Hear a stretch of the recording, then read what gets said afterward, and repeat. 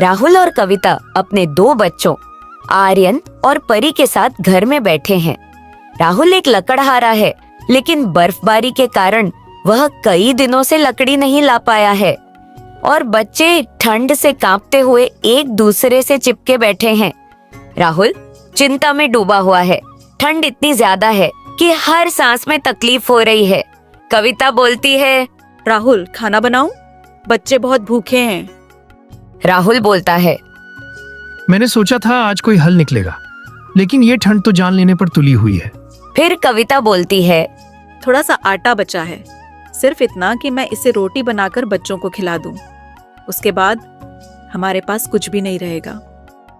राहुल बोलता है, तो फिर क्या किया जाए?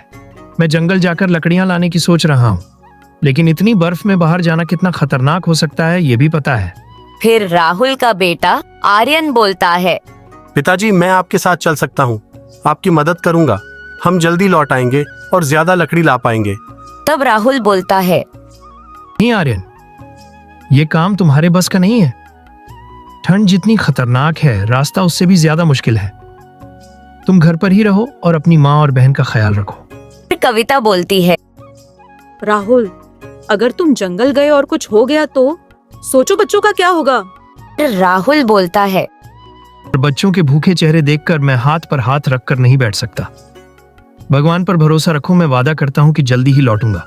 बस मेरे लिए प्रार्थना करो। राहुल अपनी कुल्हाड़ी लेकर तैयार हो रहा है।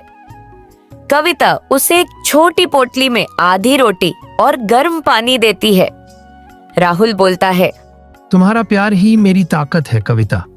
तुम्हारी दुआ मुझे सही सलामत घर वापस लाएगी। बच्चों का ख्याल रखना। राहुल बर्फ से ढके जंगल में लकड़ियां तलाश रहा है। ठंडी हवा उसे झकझोर रही है, लेकिन बच्चों और कविता की चिंता उसे आगे बढ़ने की ताकत देती है। राहुल लौटते समय रास्ते में अपने दोस्त निखिल को गिरा हुआ देखता है। निखिल बोलता है, राहुल मैं दुकान की ओर निकला था, लेकिन ठंड ने शरीर को जकड़ लिया। तुमने मुझे बचा लिया। राहुल लकड़ियों का बंडल और अपने दोस्त निखिल के साथ घर लौटता है। दरवाजे पर कविता और बच्चे उसका इंतजार कर रहे होते हैं। तभी कविता बोलती है, राहुल तुम सही सलामत लौट आए, ये भगवान का शुक्र है। और ये कौन है?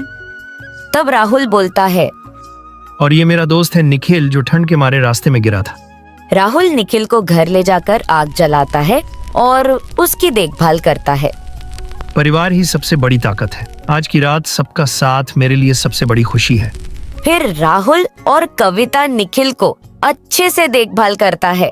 फिर अगले दिन निखिल ठीक हो जाता और अपने दोस्त को धन्यवाद कहता है और फिर वापस अपने घर को लौट जाता है। परिवार के लिए किया गया हर त्याग हमें मजबूत बनाता है।